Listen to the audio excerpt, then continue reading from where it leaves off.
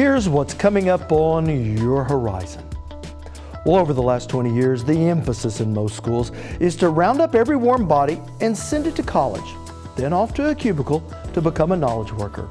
But as this new information economy has evolved, increasingly we're finding we still need people who can do things, like build our homes. We begin today with a work underway to encourage developers to build more affordable housing.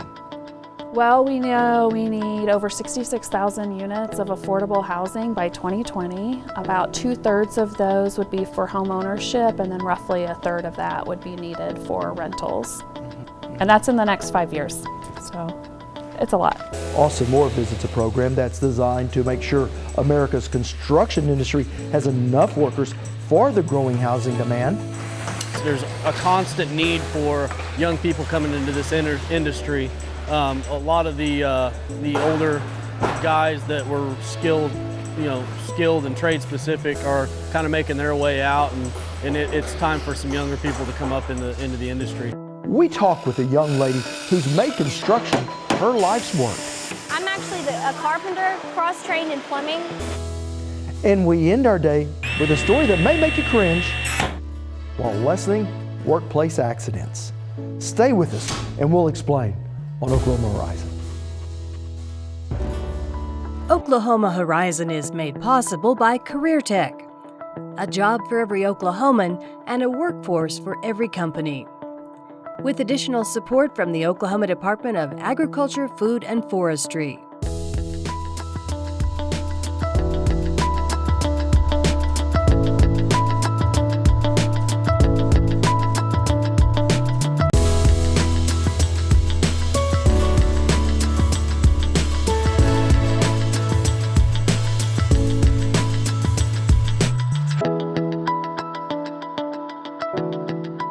Hello everyone, thanks for joining us here on Horizon. I'm Rob McClendon. Well, owning a home is the anchor of the American dream, but for some it can still be out of reach. And that's where affordable housing comes in. Middle-class homes that don't make you house poor, yet give you something to call your own. As our Blaine Singletary shows us, while Oklahoma has some of the most affordable housing in the nation, it still needs more. Oklahoma is facing something of a housing crisis, and it's mainly affecting those who need a home the most. Well, we know we need over 66,000 units of affordable housing by 2020. About 2/3 of those would be for home ownership, and then roughly 1/3 of that would be needed for rentals. And that's in the next 5 years, so it's a lot. That's Andrea Freimeyer, board president of the Oklahoma Coalition of Affordable Housing. She's one of many behind the statewide Housing Needs Assessment unveiled at the 2016 Housing Summit. Affordable housing is meant for those who make 66% or less of an area's median income. These include single mothers, the elderly, disabled, and people just looking to get their first home. There's a lot of people that work, but even though they're working and they're working full-time, they're rent overburdened or they're kind of one paycheck away from poverty or homelessness. Everybody deserves just a safe, affordable housing unit. Getting these low-income earners into homes is a benefit unto itself. But that's just the tip of the chimney, says Dennis Shockley, executive director of the Oklahoma Housing Finance Agency, or OFA for short. It's very important. When you build affordable housing, it not only helps the family that moves into their new home, be it an apartment or a single family dwelling, but it spins through the economy. When you build a home of any kind, you're employing carpenters, plumbers, roofers, framers. Housing is economic development. With such a big pool of prospective homeowners, you'd think home builders would be all over this, right? Well, not exactly. And it all comes down to the three most important things about real estate: location, location, location. There's a difference between need and demand. I remember the mayor of Holdenville many years ago telling me, he said, we have a huge need for housing in Holdenville, Oklahoma, but there's not any demand for it. And that's why developers won't go out into very rural areas and build unless they have a contract to build. And let's not forget one of the most important things about business: money. Again, Andrea Freimeyer. Developers without some sort of incentive normally are not developing affordable housing options. They're trying to maximize their returns and they're building high-end market rate. The financial incentives are there, but Freimeyer says they just don't go far enough. Things like the low-income housing tax credit that OFA administers, and then the Oklahoma Affordable Housing Act that was passed in 2014, those are the monies that we use to build affordable housing throughout the state, and it's limited. We just don't have enough money to build a lot of units. So with most of the housing needed in far-flung rural areas and the fact that there's not much money in it for developers, it doesn't seem like this crisis is going to find a solution in time. But look hard enough, and you'll find some home builders bucking the trend. I was working with a lady. We had bought some rental houses together, and she came to me one day and said, "Hey, you know those apartments over there that are low-income housing? You can do that exact same housing, but you can build single-family houses with that same financial stream." And I said, "Well, I build single-family houses, and I manage single-family houses. That sounds perfect." Lance Wendell is the head of LW Development, and he won't deny that filling these housing needs is a challenge. Building in rural Oklahoma is difficult. One of the things that we see a lot in rural Oklahoma, especially when the price of oil is up, is that all those folks that would normally be your plumber, your framer, or your electrician has got a good job in the oil field to build at the speed and the price that I need to build at to be successful. The local trades just can't support it. It's not their fault. But the way he sees it, he still has to get the job done. And that's led to some rather unpopular decisions. Let's take Ponca City needs houses. I've got to come to Ponca City and build 10 to 20 houses at a time for me to hit my economy of scale. And the local trades just aren't able to support that. And so I have to import labor. Those dozens of houses could tie up a local contractor for months. But after he gets that workforce lined up, Wendell says that's when things get much easier. You go into a part of, let's take Ardmore, Oklahoma, the east side of town. It's not the nicer part of town, but a lot of times there are a lot of vacant lots over there. And those vacant lots are not doing anyone any favors, but you know what they already have? They already have a concrete or asphalt street in front of them. There's already a sewer line, there's already a water line. So instead of us tearing up a farmer's field and building new houses, we're going to places that it is standing by ready for a house to be built. The Terra Estates here in Enid are another example of that. Wendell says developments like these, built on existing infrastructure, save a ton on utilities, since they're essentially free. And when new homes come in, they can gradually change the face of the neighborhood at large. When you go build that new house on that block, the guy on the same block who maybe hasn't mowed his yard as much as he needs to, he kind of looks at it and goes, "Hey, my neighborhood's coming up. Maybe I need to get on the bandwagon because look, my property values are about to come up." So while this anchor of the American dream might be running into the pillars of capitalism, it's the hope of those at the Housing Summit that affordable housing can be seen as an investment in the future of a town's economy and its people. Again, Dennis Shockley. We need to get the word out, and that's part of the job of this housing needs assessment. This will be a tool that developers can use across the state and go where they can build and sell houses. Now when we return, we look at the role workforce plays in helping people attain the American dream of home ownership. You're watching Oklahoma Horizon with Rob McClendon. Weekly insight into your changing world. Old lumber and nails may make the house. Still, they're useless without a hammer and a skilled hand to use them. And in this computer age, it's often hard for construction companies to find young workers with the necessary training to be successful on the job site, making those who have the right skills in high demand. Our Austin Moore takes us to Tulsa, where construction firms from across the state are scouting their top talent. It may be a rainy spring day in downtown Tulsa, but that isn't slowing down the bustling activity inside the Cox Business Center. This is the 51st annual Skills USA State Convention and Skills Competition, where CareerTech students from across the state come together to test their professional skills and prove their mettle. The competition is fierce throughout, but louder nowhere than with the carpenters. Crossland Construction's Jared Parks is one of the industry judges. They have a plan and a set amount of time, limited amount of material, and they have to do that plan in the most effective, efficient way possible. They're building at a wall with a roof attached to it that has a dormer much like a second floor roof line would have. Michael Snow is a judge who works for Sooner Construction Company in Ponca City.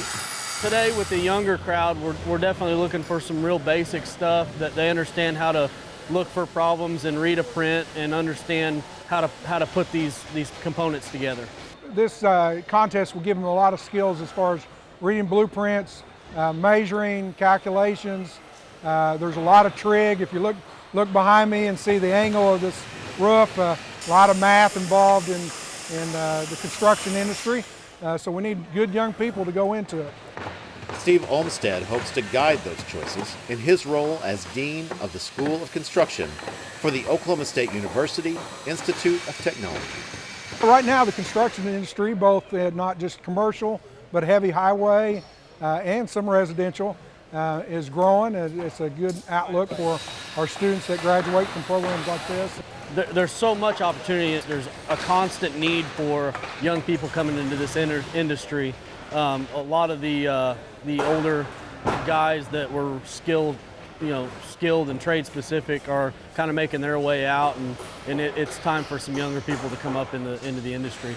Jared Parks and fellow Crossland employee Adam Jobe capitalized on that opportunity. Both are former winners of this contest. This is really what got me into college, and if I hadn't went here and won this, I got a scholarship to go to OSU-IT, and before this I didn't even want to go to college, but that scholarship kind of pushed me through the right direction. For me, it built work ethic at a younger age, and how to work, how to do the work, and put it in place. That's why, year after year, so many of our state's construction firms happily send employees to this contest as judges. And I'm looking for people that may be close by, that have those skills that I'm looking for, that may be interested after school to come to work. These guys get to see the best of the best in Oklahoma. Oklahoma CareerTech's Alan Stolhand. I've had students offered a job right here on the contest floor. And the industry people get to meet the instructors, find out who the instructor is at the tech center near them. They can get in contact with them and say, hey, I need 5 guys coming up here pretty soon. Do you have any good ones? So it's a good way for them to tie into the resources that we have. So building skills and connections along with walls. Now, construction is just the start for Skills USA.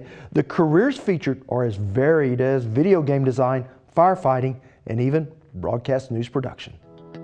Still to come on Oklahoma Horizon. Working smarter, working safer. But first, breaking barriers. Well, for anyone who feels ill-suited to sit in an office all day, or even more likely a cubicle, there are alternatives. In our continuing look at Oklahoma's construction jobs, we meet a young lady who says she likes working with her hands and her mind. Once again, here's our Austin Moore. A lot has happened to Kelsey Hunter since she was a student at Gordon Cooper Technology Center. A carpenter, cross-trained in plumbing, so I'm a framer, and then I do all the plumbing work. As a member of Skills USA, Hunter and her teammates were then competing to show their mastery of all aspects of the construction trades and holding their heads high as an all-female team. Yeah, just make it flat against the board. Today, Kelsey's enthusiasm for the construction industry has only grown. People don't realize that there's so much that goes on before a project even mobilizes to the job site. Kelsey is a project engineer for Nabholz Construction. We caught up with her, along with project executive Paul Boren and project manager Jonathan Lowry, at the site of a new Oklahoma City high school. On a project this size, we have a lot of subcontractors that need to be coordinated with, they need to be managed. And for every subcontractor, there's a lot of work that has to be accomplished prior to them even stepping foot on the job. Making sure that when they show up on the job site that they have the appropriate materials and manpower to achieve the activities they need to achieve. Putting the budget together, putting the estimate together, working with the owner to make sure that we're meeting their expectations, the front end preliminary schedules. Part in the office and part in the field. This is detail work often unappreciated by the end users of the building. Yet something they would certainly notice if it were not done right.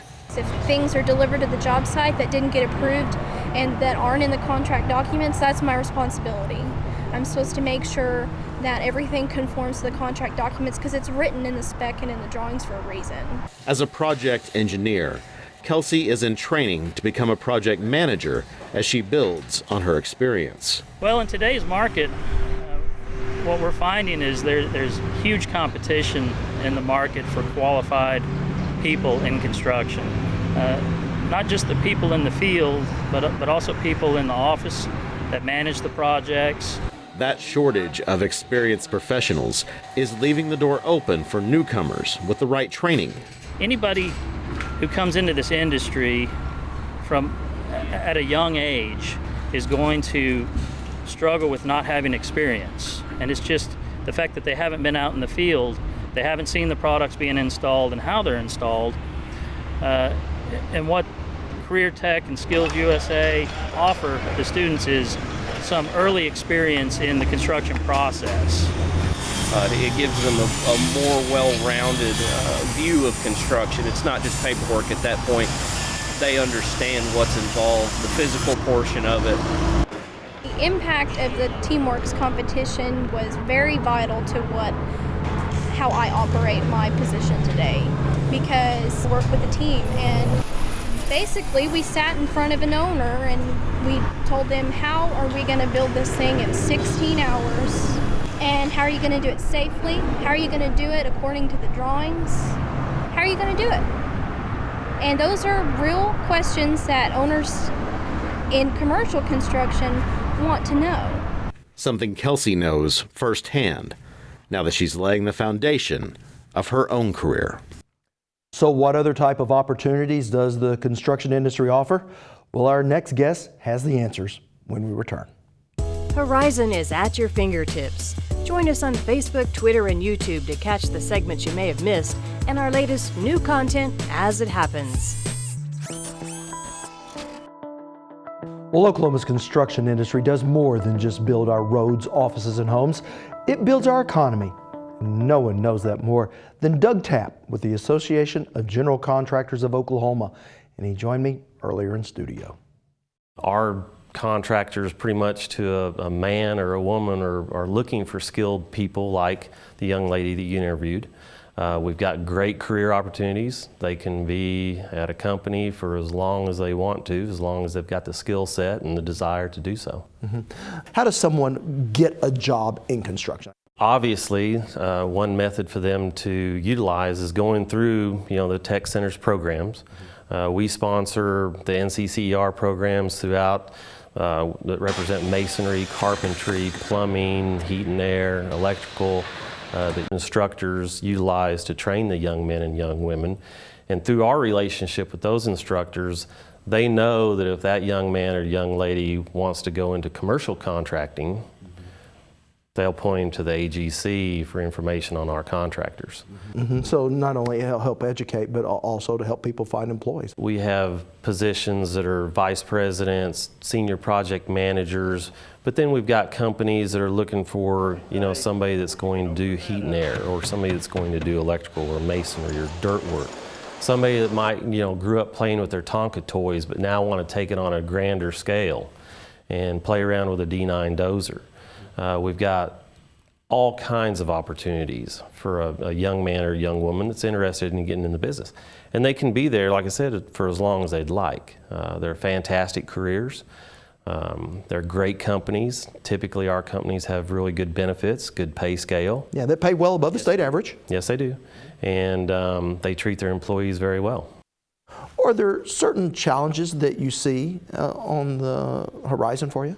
Yes. AGC of America did a study a couple of years ago that asked, what our companies are challenged with currently, and 86% responded that workforce shortage is their number one concern. We're seeing it in Oklahoma. We've got subcontracting specialty contractors that need workers. They're either not bidding our general contractors because they're so full of work they can't man another job, or our general contractors are looking for superintendents, project managers, estimators, etc. So I think it's here, and I think through the help with the CareerTech system, the help with the proclamation, those are little pieces that can help solve that problem in the future. Mm-hmm. Well, hopefully the work that is underway right now will certainly solve that. Doug, thank you so much. Want to see more stories like this? All our segments are streaming on our YouTube channel at Oklahoma Horizon TV. Well, with all the whirling blades and banging hammers, you can't blame someone for being at first a bit leery of the construction trades. Which is why when we came upon an exhibit at an education expo, we just had to stop and take a look and cringe.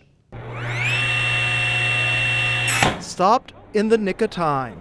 Saw-stop table saws are the best table saw in the market. Mark Walters is a distributor of SawStop and says this equipment ensures you go home with all of your fingers.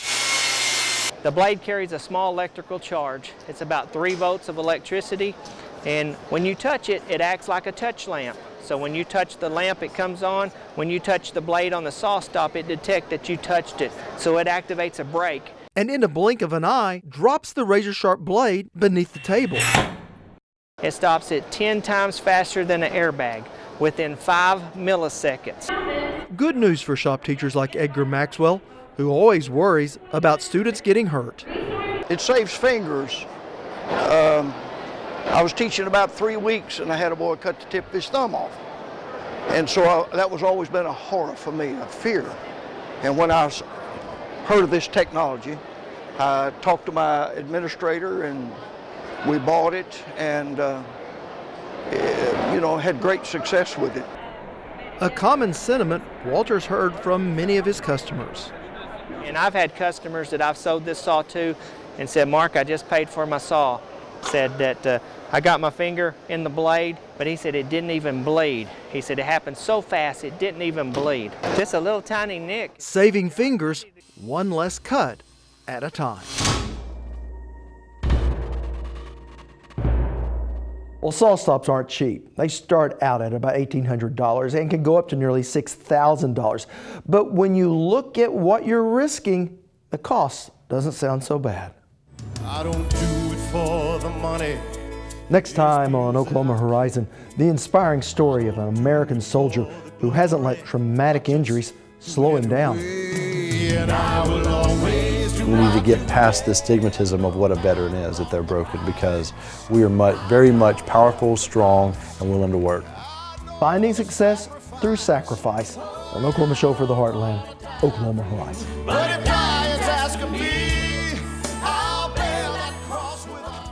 Finally today, a few last thoughts. We live in a society that often equates working with your hands with not working with your head, and nothing could be further from the truth. Look at any workforce survey, and it's easy to see that it is skilled labor positions that are by and large always looking for qualified candidates. And not because they don't pay well, because they do. In fact, when you look at starting salaries, skilled labor positions nearly always beat those jobs that new college graduates often will take. So where is the disconnect? Well, it just may be staring us in the mirror.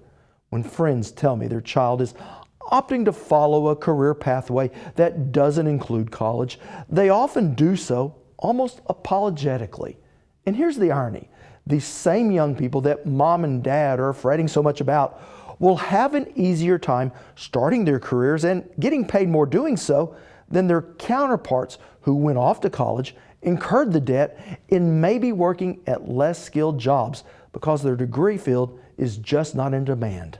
So if we're to solve our workforce problem, a good place to start, well, it may be right at home. I'm Rob McClendon. Thanks for including us as part of your day. Hope to see you back here next week. Oklahoma Horizon is made possible by the Oklahoma Department of Career and Technology Education.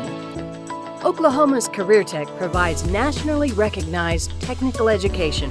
CareerTech elevates the economy, helping Oklahomans get great jobs. CareerTech connects thousands of qualified graduates with thriving Oklahoma businesses.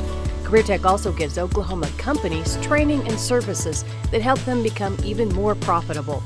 Oklahoma's CareerTech, a job for every Oklahoman and a workforce for every company. And the Oklahoma Department of Agriculture, Food, and Forestry.